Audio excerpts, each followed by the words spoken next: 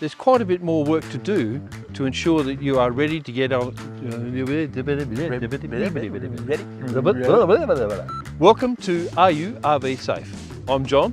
And I'm Borgie. And in this episode, we're going to be covering how to set up your vehicle or RV for touring. So whether you've got your caravan or camper trailer picked out already, there's a little bit more work to do to make sure that you are as safe as possible out on the road. What accessories should I put my hard-earned money into? Can my vehicle tow my RV? Is it all going to be overloaded? It can really get quite confusing. So we're going to try and simplify things as much as we can for both our learners and for you at home to ensure that you become RV safe.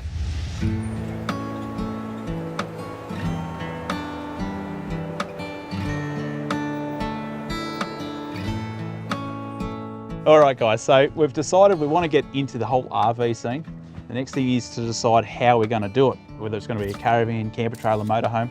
Where I'd personally like to start with that is deciding what you need out of your RV. Okay, whether you need bathroom facilities, you might need an extended lounge, maybe extra couple of beds. Once you've decided that, then we need to work out the tow vehicle side of things for caravans and camper trailers. What's going to tow it, okay? And that's going to pretty well revolve around how much weight and the length of the trailer that you're going to be towing, all right?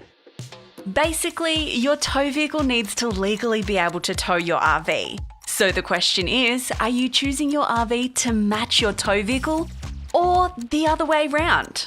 But once we've worked out what we need from a vehicle, then we can start looking into the whole accessories side of things, isn't that right? That's right, Borgie. What we've got to then look at is the type of accessories that we fit into and onto the vehicle to make it easier to do the things that we want to do and where we want to go. What do you think would be the most important accessories you would want to choose? I've found that reversing cameras are helpful in terms of not having an accident, not damaging the vehicle, not damaging someone else's vehicle. So Jesse, what do you think about the accessories you'd like to put on the vehicle to make it safer to do the job you want to do? Well, when it comes to safety, I actually have no idea. I thought that the car already came with all that kind of stuff.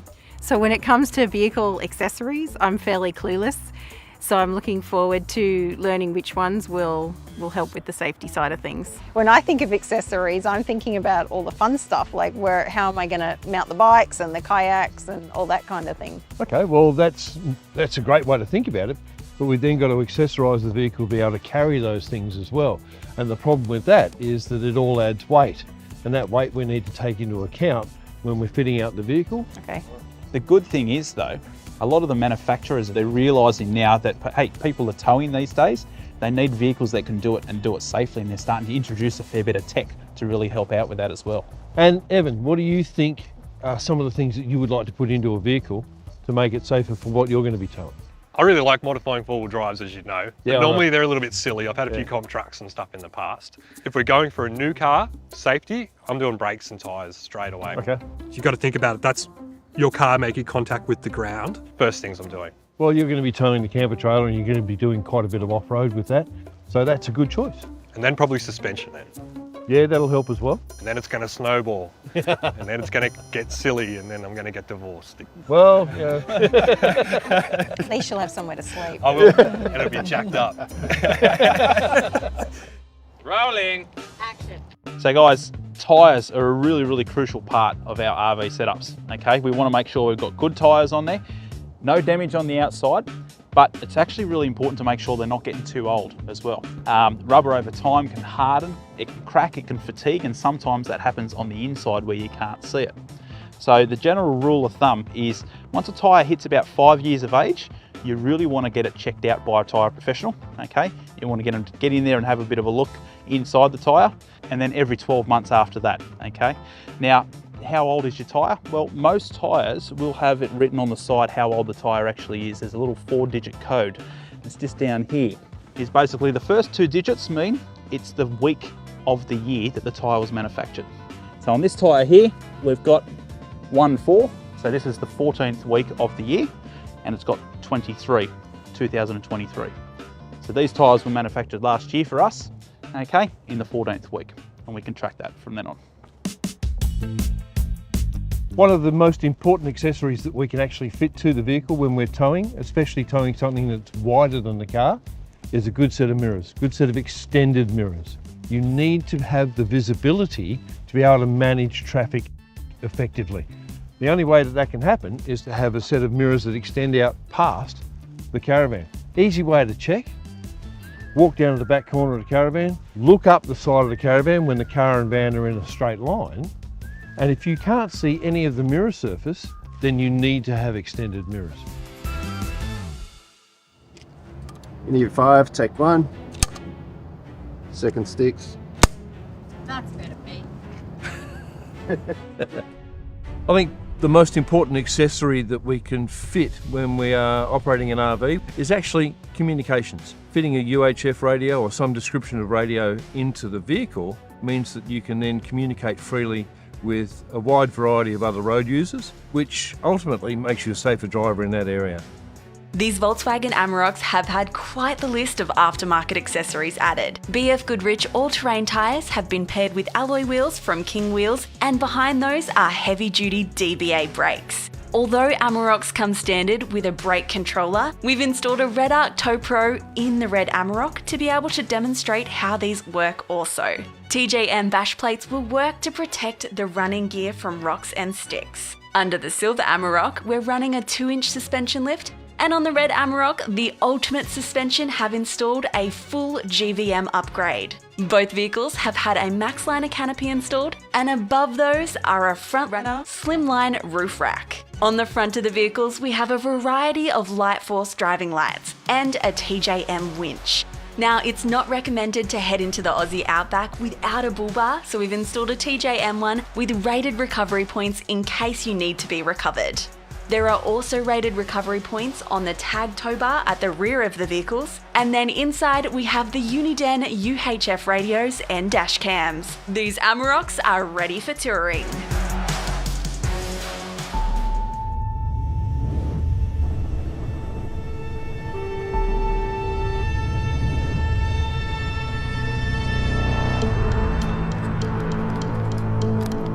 Has anybody here ever experienced trailer sway? Oh yeah, big time, some years ago. Under what circumstance? I had a car trailer behind a Valiant Charger with a whole lot of building material on the trailer. It got a sway up where it was pulling the back of the car, the tyres were squealing, pulling the back of the car from side to side. Pretty dramatic. Terrifying. How'd you get out of it? I eased off and it started to settle a bit, and I actually, as I got to a hill, I accelerated a little bit and then backed off again, and It all came good. slowly got there.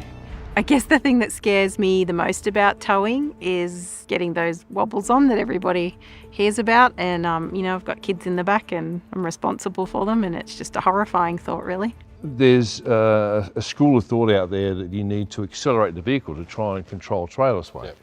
Unfortunately, that is pretty much the wrong thing to do. What we end up with when we do that is a faster accident. The trailer's using that speed as energy to start to sway. When the trailer is behind the vehicle, it's travelling at exactly the same speed as the vehicle.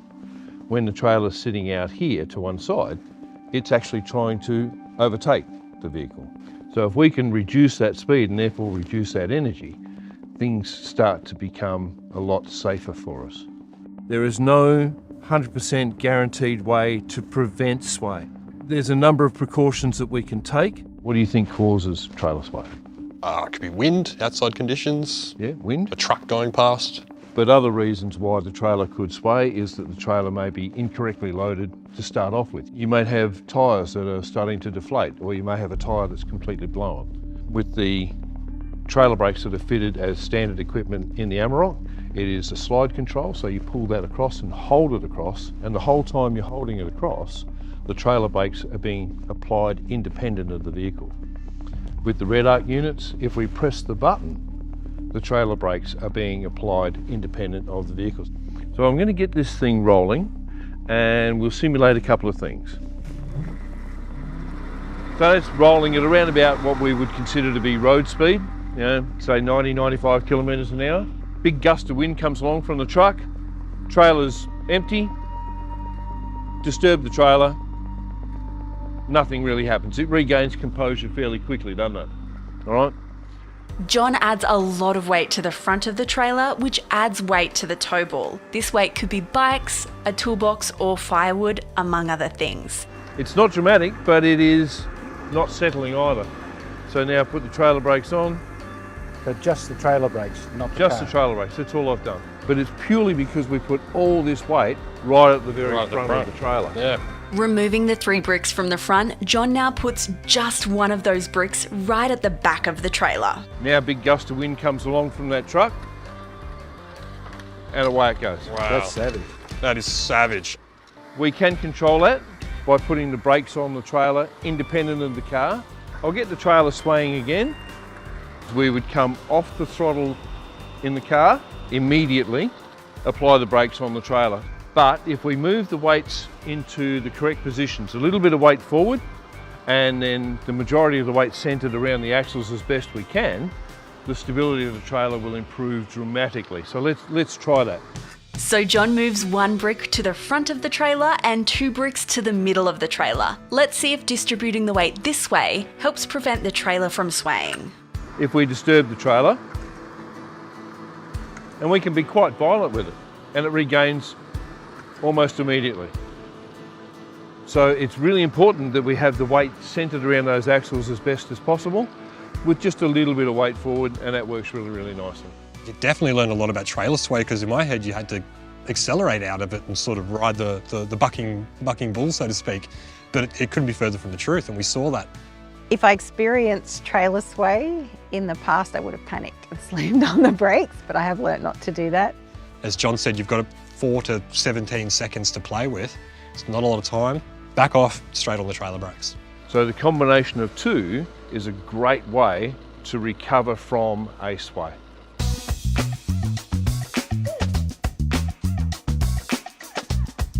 Rolling. Cool. Yeah, right up. If you don't care about RV safety, then there's probably no point sticking around. All right, guys, we're getting to some really important stuff here, and that's the weight side of things. Okay, so there's a whole bunch of different maximum limits that we've got to stay under for both the car and the trailers as well. It's an absolute minefield. All the acronyms that are involved with towing RVs and RVs themselves, tear weights, gross combined masses, aggregate trailer masses, gross vehicle mass, it's never ending almost. I know the acronyms, but I could definitely do with a refresher because I forget very easily. So the really important side of this is to weigh what we've got in the configuration that it currently is.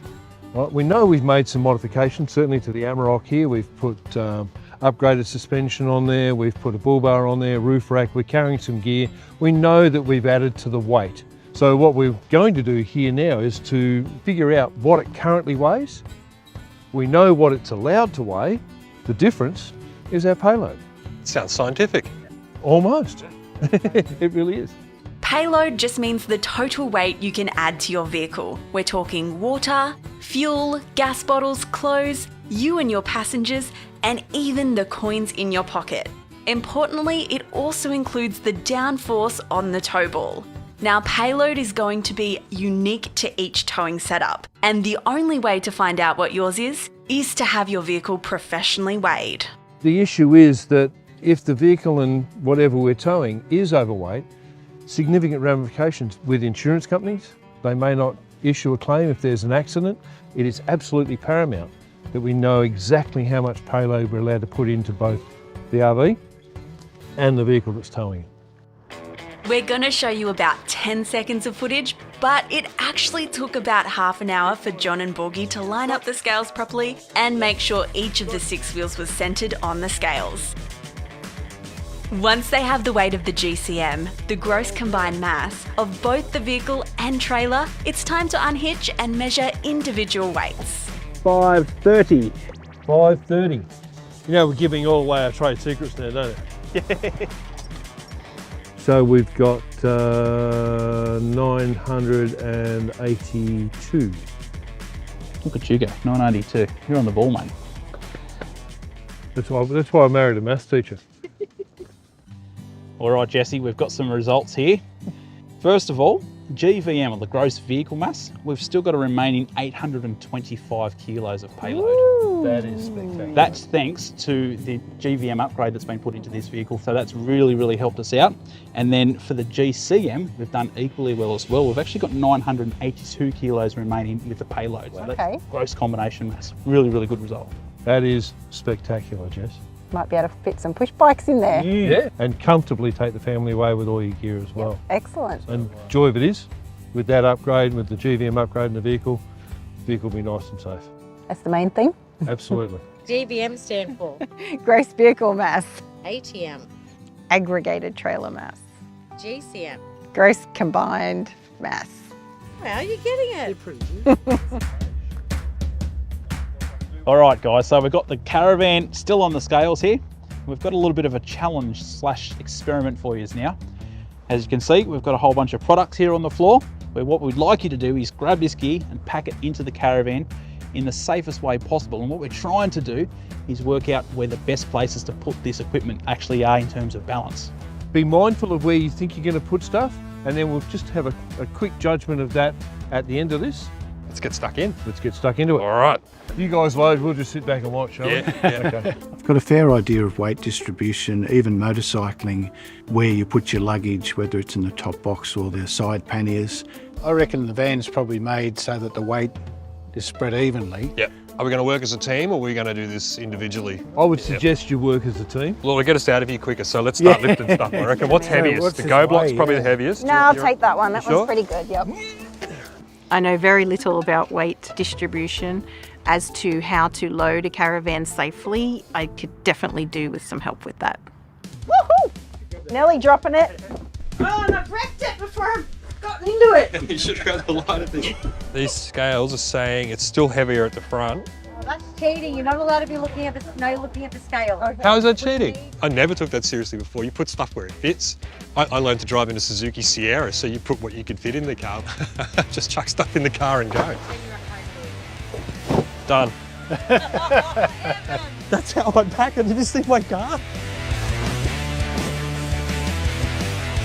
You're not peeking, are you? I'm just looking at the readout here. I can tell Martin's in the van. Evan, I'm looking at you. But there's data there. This is interesting. Mate, I'm fascinated by this, I truly am. And they're enthusiastic about it as well. There's a bit of a skip in Evan's step there, I'm seeing. If we were to just put everything straight over the axle, Yes. that'd be easy. We could put a heavy one right at the back. Jesse's exhausted. Night, Jesse. Lucky last. Alrighty. That's pretty comfortable, actually.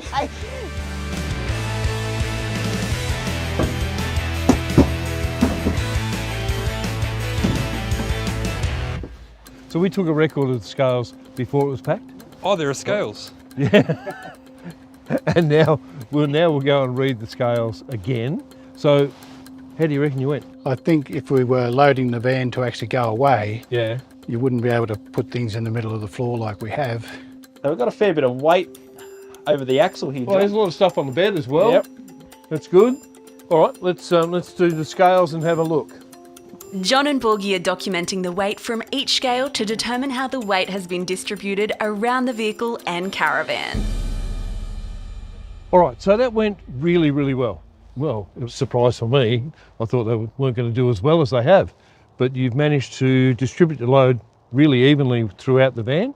And how much weight has that added to us, Borgie? So what we've done is we've added 103 kilos all up to the caravan, okay? And what's interesting is with that 103 kilos, the weight distribution side of things, we've actually added 57 kilos to the left-hand side, and we've added 29 kilos to the right-hand side.